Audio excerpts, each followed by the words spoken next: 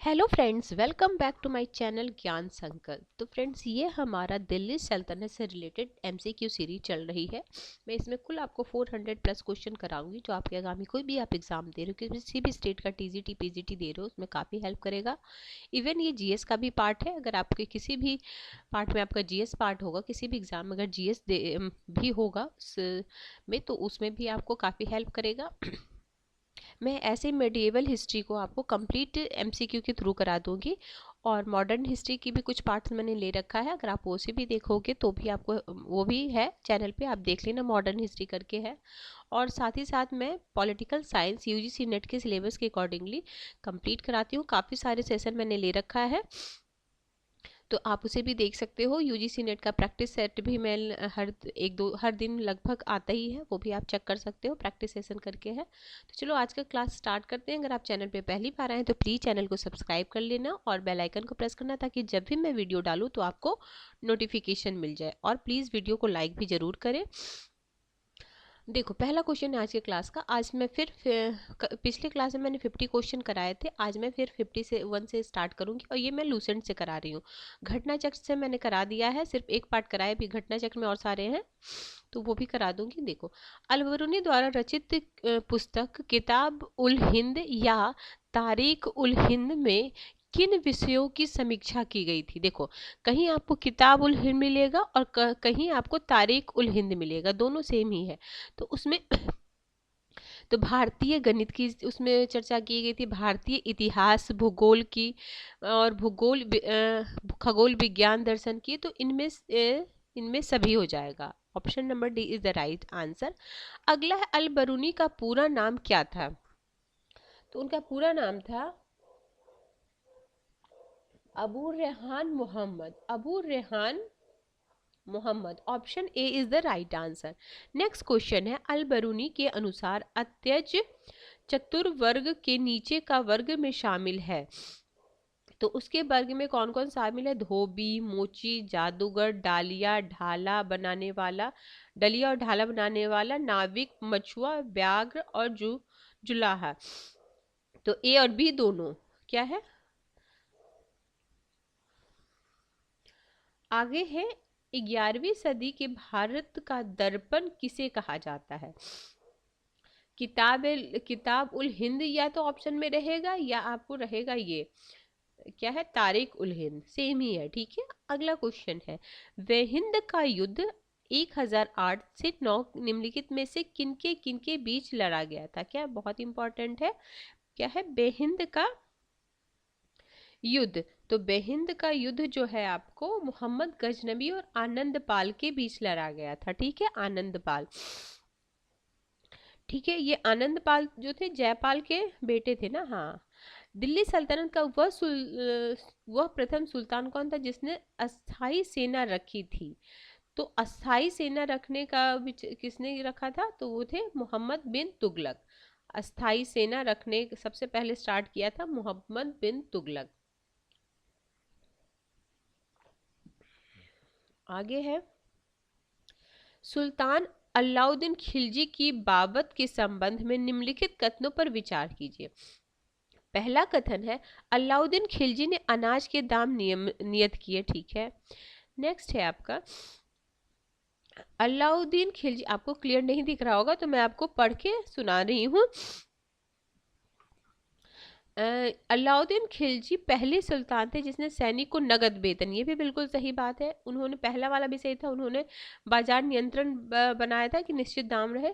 अलाउद्दीन खिलजी के शासन में किसानों द्वारा दिए गए भू राजस्व अंश फसल के आधे तक बढ़ा दिया गया था। तो ये सभी कथन सही है। देखो, अब ये सही कथन करने से क्या फायदा हुआ ना, कि हमें अलाउद्दीन खिलजी के बारे में पता चला, इनकी तीन बातें। आगे चलते हैं। दिल्ली सल्तनत निम्नलिखित सुल्तानों में से किसने तैमूर शासक मिर्जा शाहरुख को अधिराज्य में आना स्वीकार किया। तो किसने अधिराज्य में आना स्वीकार किया था? तो खिज्र खां सैयद ने। खिज्र खां सैयद ने। Option C is the right answer, ठीक है।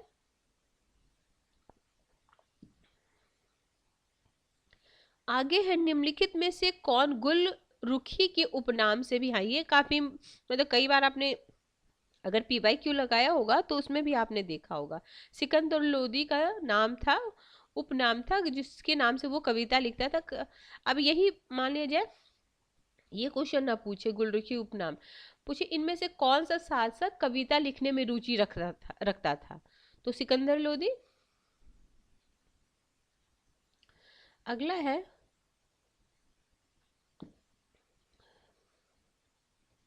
क्वेश्चन नंबर 16, निम्नलिखित में से कौन सा कथन रजिया सुल्तान के संबंध में असत्य है। बिल्कुल ध्यान देना, कभी भी जब भी क्वेश्चन, मैं तो हमेशा करती हूँ क्योंकि देखो मैं सिर्फ क्वेश्चन ही नहीं कराती हूँ, कैसे कैसे आपके सिली मिस्टेक होते उस पर गौर करती हूँ, क्योंकि मैं भी एक स्टूडेंट रही हूँ तो मुझे पता है कि कहाँ कहाँ लोग गलती कर सकते हैं। ठीक है,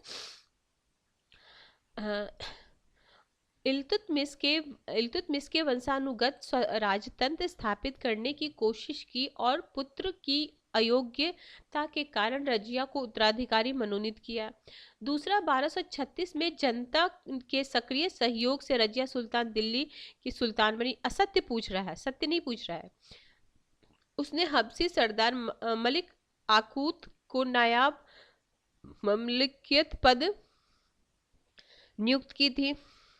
आगे है, रजिया ने सर्वप्रथम तुर्क सामंत वर्ग की शक्ति को सुदृढ़ प्रदान करने की कोशिश की और गैर तुर्की शासक वर्ग को शक्तिहीन। तो ये देखो यही ऑप्शन गलत लग रहा है ना, ऑप्शन डी यही आंसर है हमारे। बाकी ये तीनों जो है, अब रजिया सुल्तान के बारे में क्या सत्य पूछा जाएगा तो आपको 3 कथन पता चल गया रजिया सुल्तान के बारे में क्या क्या सत्य है। तो देखो सिर्फ क्वेश्चन और उसका जो ऑप्शन है उस पर ही गौर नहीं, किस उसमें जो ऑप्शन है ना, अगर देखो किसी भी उसका PYQ लगाते हैं हम तो उसमें क्या कहते हैं कि किसी भी एग्जाम का सिर्फ PYQ लगाना नहीं है, उसमें जितने भी ऑप्शन है उस पर भी गौर करना है। तो अभी आपको पता चल गया, हो सकता है यही मतलब मान लीजिए किसी स्टेट का हम प्रीवियस ईयर लगा रहे हो उसमें असत्य पूछा, अगले एग्जाम में उसी में सत्य पूछ लेगा। थोड़ा बहुत ट्विस्ट करता है, आप देखना 2-3 साल का क्वेश्चन पेपर एक साथ लेके रखो। ठीक है, अगर आप यूपी PGT TGT दे रहे हो तो मैं तो SST करा रही हूँ उसके लिए भी, तो उसमें मैंने काफ़ी सारे प्रीवियस ईयर के क्वेश्चन लगाए हैं। तो आप प्रीवियस ईयर क्वेश्चन लगाओगे ना तो देखोगे कैसे मतलब एग्जामिनर क्वेश्चन सेट करता है। तो वो जो मतलब एक साथ जो एग्जाम आता है तो सेम तो कोई क्वेश्चन नहीं रिपीट करेगा। बहुत बार तो यूपी, खासकर यूपी में तो बहुत सारे, मैंने पॉलिटिकल साइंस में देखा बहुत सारे रिपीट होते हैं क्वेश्चन। रिपीट ना होके मतलब अगले साल वाले लेकिन पीछे साल वाले रिपीट होता, और रिपीट नहीं भी होगा ना तो उसी क्वेश्चन से अगला क्वेश्चन क्या बन सकता है। मतलब इसी क्वेश्चन देखो रजिया सुल्तान वाला ये क्वेश्चन है, इसी में क्या सही है, और जैसे 1936 में जनता सक्रिय सहयोग से इनमें से क्या कारण है जिसे रजिया सुल्तान को वो बनाया गया, मतलब सुल्तान बनाया गया। तो एक ऑप्शन मतलब तीनों अलग ऑप्शन दे देगा, एक ये वाला दे देगा बी वाला, जैसे 1936 में जनता सक्रिय सहयोग से रजिया सुल्तान। तो इसी तरह से क्वेश्चन बनते हैं, क्वेश्चन कहीं अलग से नहीं बनते। तो जब क्वेश्चन पढ़ो तो सारे ऑप्शन पे गौर करो और खुद से किस तरीके क्वेश्चन और बन सकते हैं खुद से सोचो। अगला है, निम्नलिखित में से कौन सा कथन बलबन के संबंध में असत्य है। ठीक है, तो 61 का हो जाएगा, कौन सा असत्य पूछ रहा है। तो देखो उसने 40 असत्य पूछ रहा, ठीक है, उसने 40 दल चहलगान के संबंध में सामंतों का दमन किया। कानून एवं व्यवस्था की बहाली के लिए उसने लॉ और रक्त की नीति की। उनके केंद्रीय सैन्य विभाग दीवान अर्थ की स्थापना की। इनमें से कोई नहीं आंसर होगा, इनमें से कोई नहीं। तो ये समझ में, ये तीनों सत्य असत्य पूछ रहा था ना, ये तीनों सत्य है उनके बारे में। तो दिल्ली सल्तनत शासन करने वाला निम्नलिखित राजवंशों का सही क्रम कीजिए। तो इसका सही क्रम क्या है सॉरी देखो पहला होगा गुलाम, सबको पता है, फर्स्ट तो सब में है, तो यानी हमें तो सबसे पहले तो 2 ऑप्शन ही कट गया। फर्स्ट गुल से मैं गुलाम, गुल, ख से खिलजी खिले, मैं तो ऐसे ही कहती गुल खिले, फिर सैयद, फिर तुगल नहीं, फिर हो जाएगा तुगलक, फिर सैयद। देखो ऐसे ऐसे बता रही हूँ, ये इसका आंसर ऐसे हो, सॉरी ये होगा, पहला होगा गुलाम, ठीक है, फिर हो जाएगा खिलजी, गुल खिले, तुम त से तुगलक, तुम, फिर हो जाएगा फोर सब लो। मैंने ऐसे याद किया था, जैसे बता रही हूँ, गुल खिले, नहीं देखो गुल, देखो गुल, गुल से गुलाम, गुल खिले तुम सब लो, गुल खिले तुम सब लो, ऐसे मैंने याद किया था। आप जिस तरीके से याद करना चाहो कर सकते हो। गुल खिले तुम सब लो, गुल, गुल मतलब गुलाम, गुल खिले मतलब खिलजी, गुल खिले तुम मतलब तुगलक, तुम सब मतलब सैयद, तुम सब मतलब थोड़ा बनाने के लिए तुम सब लो से लोदी, लोदी लास्ट में, ठीक है। तो ऐसे याद कर सकते हो आप। अगला है 63। 63 और देखो कालक्रम याद करने से क्या होगा ना, जैसे कोई आएगा ना कि ईस्वी सन देगा तो अच्छा लोधी वंश तो इसके बाद आया था तो ये पहले कैसे कर सकता है ये काम, ठीक है। तो इस तरह से कालक्रम याद होने से ना, जैसे थिंकर भी जब हम लोग करते हैं पॉलिटिकल साइंस में, तो थिंकर की भी ईस्वी सन याद करने से क्या होता है ना, जैसे कोई पुस्तक पूछ लेगा एट रैंडम, कोई पुस्तक 4 पुस्तक पूछ लेगा, उसमें बोलेगा उनको कालक्रमानुसार से जाओ। अगर वो थिंकर पता होंगे हाँ इस टाइम में ये थिंकर थे, इस टाइम में ये थिंकर थे, तो आपको वो हेल्प करेगा उस क्रम में सजाने में। आगे 63 का हो जाएगा, मोहम्मद गोरी के आक्रमण का निम्नलिखित में कौन सा परिणाम नहीं हुआ। ठीक है, ऑप्शन ए है पंजाब से लेकर बंगाल तक फिर से उत्तरी भारत एक केंद्रीय सत्ता के अधीन हो गया। बी है राजस्व प्राप्त आर्थिक साधन अब प्रत्यक्ष रूप से शासक के हाथों में केंद्रित हो गया। सी बोल रहा उत्तरी भारत में एक नगरीय क्रांति का सूत्रपात हुआ। और डी ऑप्शन है इनमें से कोई नहीं। तो 63 का आपका हो जाएगा ऑप्शन ए पंजाब से लेकर बंगाल तक फिर से उत्तरी भारत एक केंद्रीय सत्ता के अधीन हो गया। क्या पूछा कौन सा परिणाम नहीं था, तो यही वाला और मोहम्मद गोरी वाला है, ये नहीं होगा। 63 का option number A is the right answer. Next question है 64। तुर्कों द्वारा राजपूतों को पराजित करने के निम्नलिखित में से कौन कारण थे। तुर्कों द्वारा राजपूतों को पराजित करने के निम्नलिखित में से कौन से कारण थे। तो कारण बताया जा रहा है, एक एक करके हम कारण पढ़ेंगे। पहला कारण है उनके समाज का पृथकतावादी एवं अनुदार होना। ऑप्शन सेकंड है असमानता पर आधारित जाति व्यवस्था। ऑप्शन 3 है विज्ञान एवं प्रौद्योगिकी की अवनति। 4 है भारतीयों की शांति एवं अहिंसा की शक्ति। तो इसका है सी है। तो इसमें क्या फर्स्ट सेकंड और थर्ड, क्या तुर्कों द्वारा राजपूतों को पराजित करने में कौन से कारण थे। तो ये चौथा भारतीयों की शांति एवं अहिंसा की नीति, ये नहीं थी। बाकी ये थी क्या है, इसके समाज का पृथकवादी एवं अनुदार होना, असमानता पर आधारित जाति व्यवस्था, विज्ञान एवं प्रौद्योगिकी की अवनति। तो ये तीनों है। अगला है गुलाम वंश के आरंभिक शासकों का इनमें से कौन सा सही क्रम है। देखो तो सबसे पहले हुए थे, ये सबको पता है, कुतुबुद्दीन ऐबक, ठीक है। फिर है कुतुबुद्दीन ऐबक के बाद हुए थे इल्तुतमिश, ठीक है। इसका 65 का हो जाएगा बी, फर्स्ट 4 हो जाएगा ना। हाँ देखो सबसे पहले क्या हुए थे, कुतुबुद्दीन ऐबक हुए थे, फिर आराम सा सिर्फ 8 माह रहे थे, ठीक है। उसके बाद आपके इल्तुतमिश, फिर रजिया सुल्तान, आराम सा सिर्फ 8 मंथ रहे थे। उसके बाद इल्तुतमिश, क्योंकि ये अयोग्य थे तो फिर ये कहाँ के याद नहीं मुझे, कहीं के सूबेदार थे। फिर वहाँ की जनता ने इनको सर्वसम्मति से बुला के इनको फिर इल्तुतमिश को, क्योंकि काफ़ी मतलब साहसी काफ़ी मतलब वो थे, तो इसलिए इल्तुतमिश को फिर बनाया गया। और देखो और गुलाम वंश का वास्तविक संस्थापक भी इल्तुतमिश को, देखो क्वेश्चन 2 तरीके के बनेंगे, आपको लगेगा मैं सही करके आई हूँ लेकिन वो गलत है। देखो अगर पूछे गुलाम वंश का संस्थापक कौन है तो कुतुबुद्दीन ऐबक। अगर पूछे गुलाम वंश का वास्तविक संस्थापक कौन है तो इल्तुतमिश। गुलाम वंश का ये वैधानिक संस्थापक कौन है, इल्तुतमिश। गुलाम वंश का सार्वभौमिक जो सुल्तान है वो कौन है, तो इल्तुतमिश, क्योंकि इल्तुतमिश ने सुल्तान की उपाधि धारण की थी, इसने तो धारण भी नहीं की थी, ठीक है। अलाई दरवाजा निम्नलिखित में से किसका मुख्य द्वार था। ये काफ़ी, ये हमको लगता है यूपी टीजीटी पीजीटी में कभी पूछा गया है। मैंने पीवाईक्यू तो कराया बट याद नहीं, लेकिन हाँ किसी ईयर पूछा गया है।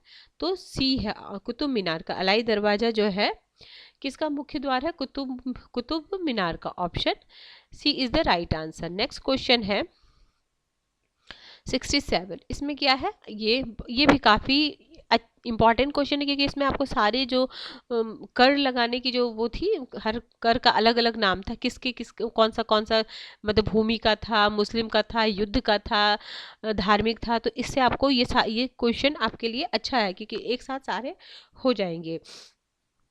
ठीक है, तो देखो पहला है, हिंदुओं द्वारा दिए जाने वाला भूमि कर को क्या बोलते थे?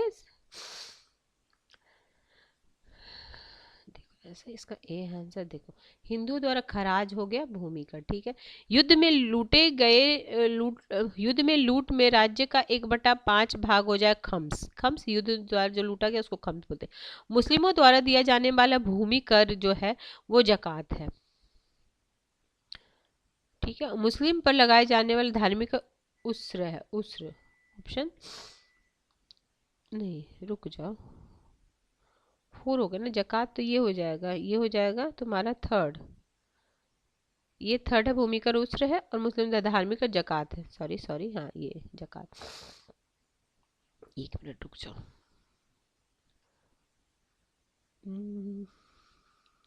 ये हो गया आपका थर्ड, यही मिला है, और मुस्लिम का जकात। और हिंदुओं पे जो लगाया जाता है धार्मिक कर उसको जजिया कर बोलते थे। ठीक है, वो याद रखना।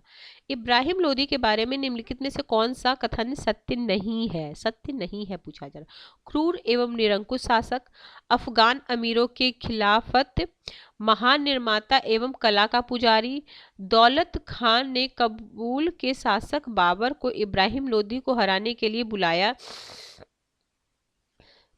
तो इसमें हो जाएगा सी, महान निर्माता एवं कला का पुजारी, ये नहीं था। तो कुर और निहंसक था, अफगान अमीरों का खिलाफत था, दौलत खान को काबुल हाँ शासक इब्राहिम लोदी, हाँ ठीक है। तो 68 का है आंसर आपका ऑप्शन नंबर सी। ठीक है, 69, अमीर खुसरो के संबंध में निम्नलिखित में से कौन से कथन सत्य हैं? वे हिंदू संत, थोड़ा सा और जूम कर दूं क्या? अमीर खुसरो के संबंध में कौन सा कथन सत्य है? वे सूफी संत शेख निजामुद्दीन औलिया के शिष्य थे। वे जलालुद्दीन फिरोज खिलजी के दरबारी कवि थे। उन्होंने भारतीय वाद्य यंत्र वीणा और ईरानी सॉरी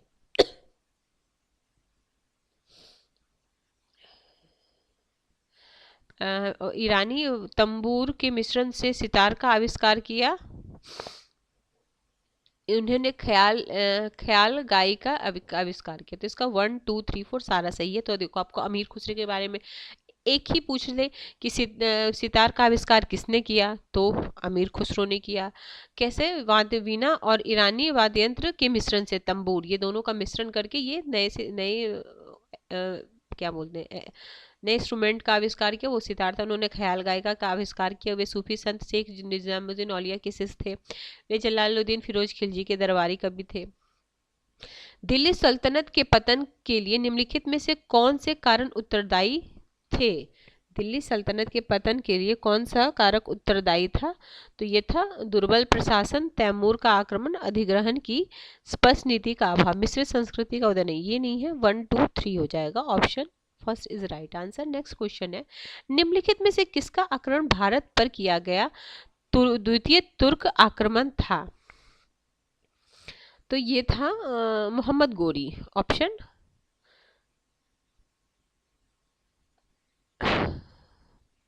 पहला तो कासिम किए थे ना, मोहम्मद बिन कासिम। तो निम्नलिखित किसका आक्रमण भारत पर किया गया द्वितीय तुर्क आक्रमण था? तो पहला तो मोहम्मद बिन कासिम, पहला पूछे तो मोहम्मद बिन कासिम, और दूसरा पूछे तो मोहम्मद गोरी। मोहम्मद गोरी किस वंश का था? ये भी आपको लगता होगा सिंपल क्वेश्चन, लेकिन कई बार एग्जामों में आया हुआ। संसवनी वंश का था। 72 का है आपको बी, संसवनी वंश का था। मोहम्मद गोरी को किस अन्य नाम से भी जाना जाता है? तो मोहम्मद गोरी को किस अन्य नाम से भी जाना जाता है? तो इनमें से कोई नहीं है, तो चलो ठीक है, इसको तो लगा दो। ठीक है, मोहम्मद गोरी ने 1175 में भारत पर पहला आक्रमण किया, राज्य के खिलाफ किया था सबसे पहला। अब इसके मोहम्मद गोरी का ना कालक्रम में भी आता है। तो सबसे पहले उन्होंने मुल्तान पे किया था और कन्नौज का बाद में था। तो किसी में मतलब मैंने जो पिछला कराया होगा तो शायद उसमें कराया होगा, हाँ उसमें कराया था कि कालक्रम में, मतलब पहले और लास्ट में, ऐसे में 4 दिया हुआ था, उसका क्रम में सजाना था। तो क्रम में सजाने में क्या, अगर आपको पहला भी पता होगा लास्ट पता होगा तब भी आप लगा सकते हो कि ये बाकी को एलिमिनेट करके। हमारे एमसीक्यू में तो ये फ़ायदा है ना कि आपको कुछ भी अगर पता होता है तो हम उसको एलिमिनेट करके, ऑप्शन को एलिमिनेट करके कर सकते हैं। अगला है 75। भारत का वह पहला शासक कौन था जिसने मोहम्मद गोरी को पराजित किया था। ठीक है, तो मोहम्मद गोरी को किसने पराजित किया था पहला शासक, और कौन से युद्ध में पराजित किया था ये भी आप बताएं, अगर आपको पता है तो आप बता सकते हैं। देखो तो सोलंकी शासक भीम सेकंड, जो सबसे पहला था सोलंकी शासक भीम प्रथम। भारत का वो पहला शासक कौन था जिसने मोहम्मद गोरी को पराजित किया था, सोलंकी शासक भीम सेकंड, याद रखना भीम सेकंड। ठीक है, अगला है मोहम्मद गोरी एवं पृथ्वीराज चौहान के बीच विवाद के मूल में था, किसके मूल में था, मोहम्मद गोरी और पृथ्वीराज चौहान के बीच विवाद के मूल में था। तो इसके मूल में क्या था, विवाद के मूल में Bathinda tower Hind, option A. Mohammad Ghori का सर्वाधिक महत्वपूर्ण भारतीय आक्रमण कौन सा था, मोहम्मद गोरी का सबसे तो था तराइन का सेकेंड युद्ध, जिसमें उसने पृथ्वीराज चौहान को हराया था, सेकेंड युद्ध। ठीक है, मोहम्मद गोरी एवं कन्नौज के राजा जयचंद्र के बीच 1994 में हुआ युद्ध किस नाम से प्रसिद्ध है, तो ये छंदावर के युद्ध के नाम से प्रसिद्ध है। ये तराइन का प्रथम युद्ध 1191-92 में हुआ था। ये दोनों हुआ था पृथ्वीराज और मोहम्मद गोरी के बीच, और पानीपत का तो बाबर और इब्राहिम लोधी, तो ये तो अलग हो गया। मोहम्मद गोरी का अंतिम आक्रमण किसके विरुद्ध हुआ था सॉरी, तो अंतिम जो आक्रमण है वो किसके विरुद्ध हुआ था, तो हुआ था पंजाब के खोखरों के विरुद्ध, पंजाब के खोखरों के विरुद्ध, ऑप्शन डी। नेक्स्ट क्वेश्चन पे चलते हैं। हाँ, अगला है ये आपको क्लियर नहीं दिख रहा होगा, मैं आपको पढ़ के बता देती हूँ, आप सुन लो। तराइन का द्वितीय युद्ध ऐसा निर्णायक युद्ध समझना चाहिए जिसमें मारने पर मुसलमानों की आधारभूत सफलता निश्चित कर दिया, बाद में होने वाला आक्रमण इसके परिणाम मात्र थे। यह किसका कथन है, एक बार मैं फिर से इस कथन को दोहराती हूँ।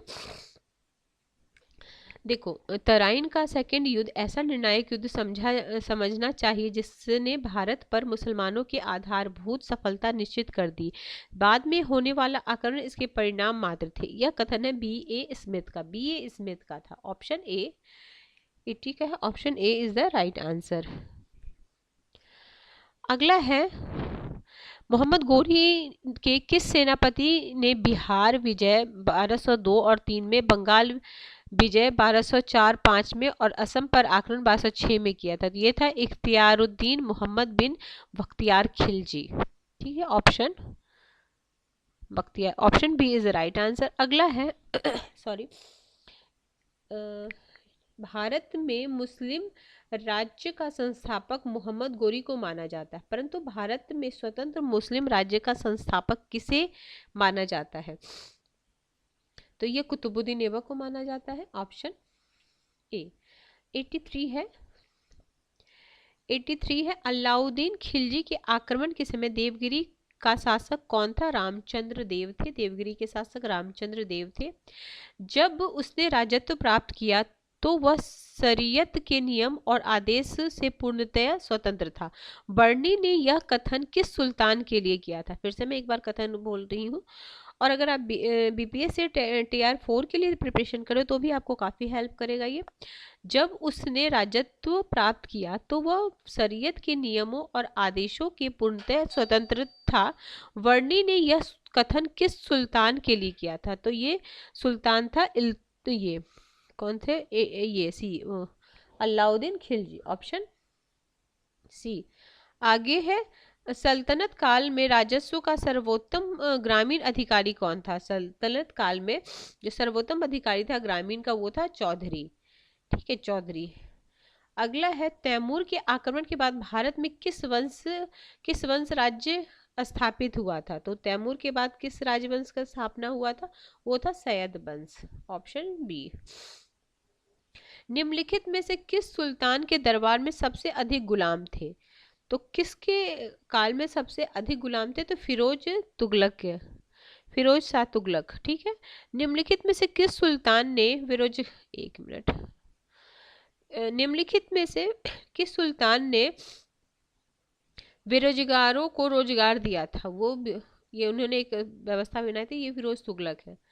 आगे निम्नलिखित में किस सुल्तान ने फलों की गुणवत्ता सुधारने के लिए उपाय किया था? तो फलों की गुणवत्ता सुधारने के लिए जो उपाय किए थे वो भी फिरोज तुगलक थे। इन्होंने नहर काफी बनवाए थे। नालंदा विश्वविद्यालय का विनाश किस विनाश का कारण था? तो नालंदा विश्वविद्यालय का जो विनाश का कारण था वो था मुसलमान। तबकात ए नासरी का नासरी का लेखक कौन है? तबकात ए नासिर के लेखक हैं आपके मिन्हाज उस सिराज। मिन्हाज उस सिराज ऑप्शन सी। अलाई दरवाजा का निर्माण किस सुल्तान ने करवाया था? अलाई दरवाजा का निर्माण किस सुल्तान ने करवाया था? तो ये कराए थे Alauddin Khilji. Option C is the right answer.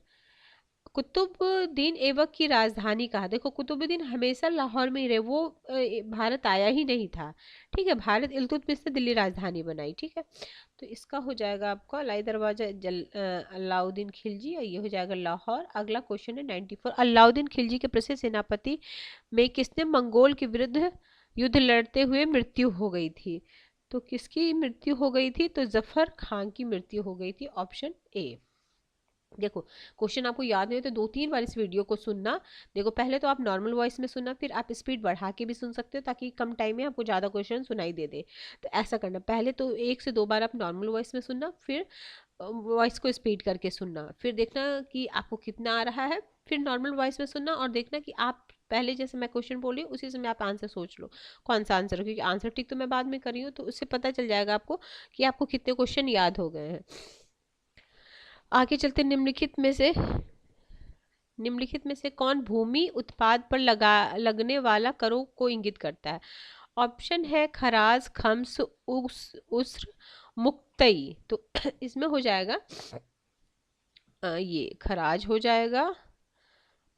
ये तो खम्स क्या था? युद्ध में लूटा गया जो धन था उसका 1/5 जो लिया जाता है वो था खम्स।